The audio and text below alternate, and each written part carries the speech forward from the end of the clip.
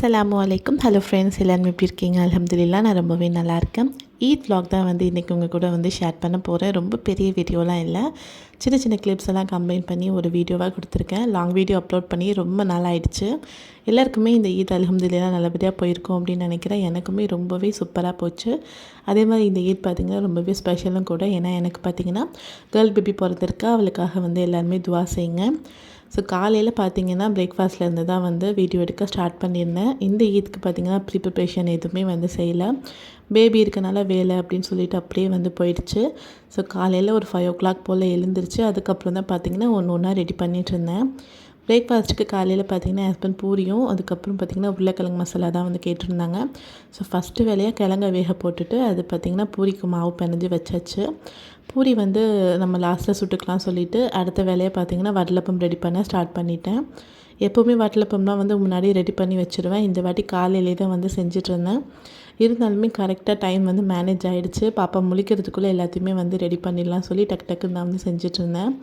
இந்த வட்டலப்பம் ரெசிபி பார்த்திங்கன்னா போன ஈதில் வந்து லாங் வீடியோவில் ஃபுல்லாக டீட்டெயிலான ரெசிபி வந்து அதில் வந்து சொல்லியிருக்கேன். ஸோ கண்டிப்பாக அதை வந்து செக் பண்ணி பாருங்கள். இந்த ரெசிபி செய்யலை அப்படின்னா ரொம்பவே சூப்பராக வந்துருந்துச்சு. இந்த வாட்டி 10 முட்டை போட்டு வந்து செஞ்சுருந்தேன். ரொம்பவே நல்லா வந்துருந்துச்சு.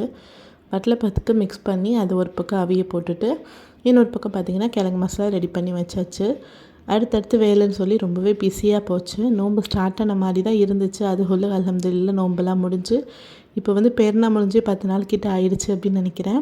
வேலையெல்லாம் முடிச்சுட்டு ஃப்ரெஷ் ஆகிட்டு ஊதெல்லாம் பற்றி வச்சுட்டு பார்த்திங்கன்னா ரிலாக்ஸாக உட்காந்து அதை தக்பீரை கேட்குறதே ரொம்பவே ரிலாக்ஸான ஒரு விஷயமா இருக்கும் ஈத் நாளில். ஸோ காலையிலே வந்து வேலையெல்லாம் கொஞ்சம் சீக்கிரமாக முடிச்சுட்டு அடுத்து குழந்தைங்க எல்லாத்தையுமே வந்து ஒன்று ஒன்றா ரெடி பண்ணிவிட்டு நானுமே ஃப்ரெஷ்ஷாக வந்து ரெடி ஆயிடுச்சு. ஸோ இன்றைக்கி பார்த்திங்கன்னா மதியானத்துக்கு வந்து பிரியாணி தான் பிளான் பண்ணியிருந்தேன். ஸோ வடித்து செய்யலான்னு சொல்லிவிட்டு அதுவுமே ரெடி பண்ணியாச்சு. தொழுது முடிச்சுட்டு ஸோ வெங்காயம் எல்லாத்தையுமே வந்து ஃபஸ்ட்டே கட் பண்ணிவிட்டு பீஃபில் தான் வந்து பிரியாணி ரெடி பண்ணியிருந்தேன். அதையுமே ஒரு பக்கம் வேக போட்டு எடுத்து வச்சிட்டேன். ஸோ வந்து இதிலே போட்டு நம்ம பீஃபை வேக வைக்கலாம்னு சொல்லி தான் ஃபஸ்ட்டு யோசித்தேன். நான் ரொம்ப நேரம் ஆகிடும்னு சொல்லிவிட்டு ஸோ சட்டுன்னு ரெடி பண்ணிடலாம் சொல்லி டக்குன்னு ஃபஸ்ட்டே வேலையெல்லாம் பார்த்து வச்சுட்டு அடுத்து வந்து தாளித்து விட்டாச்சு. பிரியாணியுமே அன்றைக்கி ரொம்பவே சூப்பராக வந்துருந்துச்சு. கறியெல்லாம் வந்து முக்கால்வாசி வேக வச்சு போட்டிருந்தேன். ஸோ அது வந்து ரைஸோடு சேர்த்து குக் ஆகும்போது கரெக்டாக வந்து பதமாக குக் ஆகி வந்துருச்சு. பிரியாணி ரெசிபியுமே நான் போட்டிருக்கேன், கண்டிப்பாக செக் பண்ணி பாருங்கள். இது பார்த்திங்கன்னா வடித்து செஞ்சுருந்தேன். இந்த மாதிரி செய்யும் போது நமக்கு அரிசி வந்து நல்லா நீளமாக தனித்தனியாக வரும். ஸோ ஒரு 5 நிமிஷத்துக்கு வந்து நல்லா சுடு தண்ணி கொதித்த பிறகு அதில் ரைஸ் போட்டு அதை ரைஸை உடைக்கிற அளவு அது பதம் வந்தாலே போதும். அதோடு வந்து அதை நல்லா வடித்து எடுத்துக்கோங்க. இந்த பக்கம் பார்த்திங்கன்னா பிரியாணியில் எண்ணெய்லாம் பிரிஞ்சு நல்லா குக்காகி வந்துடுச்சு. ஈத்க்கு வந்து நான் நிறைய வீடியோஸ்லாம் எடுக்கலாம் அப்படின்னு பிளான் பண்ணி வச்சுருந்தேன். ஆனால் பிளான் பண்ண மாதிரி வந்து எதுவுமே போல் ரொம்பவே டயர்ட் ஆகிடுச்சு எனக்கு.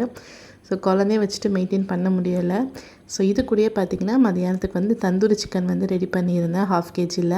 ஸோ இதையுமே நல்லா ரெடி பண்ணி பொரித்து எடுத்துகிட்டு நல்லா வந்து சார்கோலில் கொஞ்சமாக நெய் விட்டு மூடி வச்சுட்டு ஓப்பன் பண்ணேன். கூடிய மயோனஸ் அதுக்கப்புறம் பார்த்திங்கன்னா ரைத்தா இதான் வந்து ரெடி பண்ணியிருந்தேன் அன்றைக்கி லஞ்சுக்காக.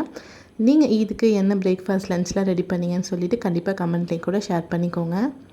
பிரியாணி பார்த்தாலே தெரியும் பர்ஃபெக்டான கலர் பர்ஃபெக்டான டேஸ்ட்டில் வந்து இருந்துச்சு. அல்ஹம்துலில்லாஹ் நல்லபடியாக வந்து ஈத் வந்து எங்களுக்கு போச்சு. இனி வந்து அடுத்தடுத்து லாங் வீடியோஸ்லாம் நிறைய போட வந்து ட்ரை பண்ணுறேன். கண்டிப்பாக நீங்களுமே என்னோடய சேனலை வந்து சப்ஸ்கிரைப் பண்ணிக்கோங்க. ஸோ அப்போ தான் நான் போடுற வீடியோஸை வந்து நீங்கள் ஒன்றுக்கொன்னே பார்க்க முடியும். நான் போட பேபி பிறந்துட்டனால தான் வந்து வீடியோஸ் என்னால் ரெகுலராக போட முடியலை. அப்படியே வீடியோஸ் எடுத்தாலுமே நான் நினச்ச மாதிரி வந்து அதை எடுத்து முடிக்க முடியலை. இந்த வீடியோவுமே பார்த்திங்கன்னா ரொம்பவே ஒரு ஷார்ட்டான வீடியோவாக தான் இருக்கும். ஸோ கண்டிப்பாக அடுத்த வீடியோ உங்களுக்கு யூஸ்ஃபுல்லான வீடியோவாக கொடுக்க பார்க்குறேன். இந்த வீடியோ பிடிச்சிருந்துச்சு அப்படின்னா மறக்காமல் என்னோடய சேனல் சப்ஸ்கிரைப் பண்ணிவிட்டு எனக்கு ஒரு லைக் கொடுங்க. ஸோ பிரியாணி பார்த்தா இப்போவுமே எனக்கு ரொம்பவே டெம்ட் ஆகுது. சூப்பராக வந்து வந்துருந்துச்சு. ஸோ ரெசிபி வேணும்னா கண்டிப்பாக செக் பண்ணி பாருங்கள். நெக்ஸ்ட் வீடியோவில் பார்க்கலாம். பாய்.